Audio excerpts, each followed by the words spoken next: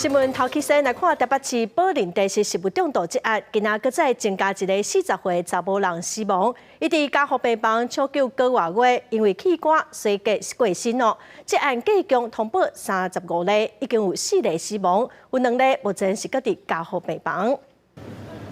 宝林地市远东百货公司 A13店爆出食物中毒的事件，再去搁新增加一个动静死亡的个案。卫福部处长王必胜证实，一个40岁女性伫家护病房抢救过外月了后，也是因为几下器官衰竭，致使病情恶化，家属各部长只好同意莫阁急救。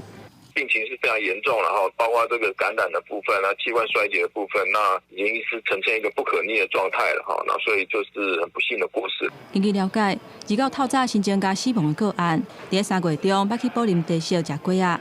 当去出院了后，开始有冰白、吐甲流等等的症状，送病院治疗。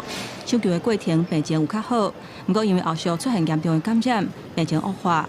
目前宝林的案件到达累计通报35例，其中4例死亡，也有2例今嘛还伫3种甲万丰病院的家护病房救治当中。3种这一位非常低度的意识，也是有一些感染，不过他并没有这么的严重，可能在评估所谓的患肝啦。万丰医院那个是移植后，目前的状况比他移植前好一点。那肝脏有些许的功能在恢复。这个宝林中毒的案件，有一个动静的患者救有转来，就是黄淑君，伊住家护病房22天。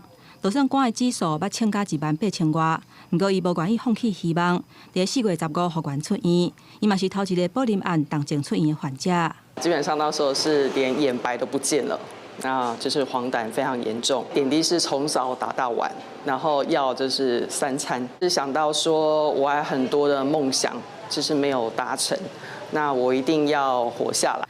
黄淑君嘛鼓励，还佫伫个甲死神咧车拼动静的患者，还佫有其他的受害者，嘛希望中央会当赶紧查明真相，享予受害者真相甲公道。记者综合报道。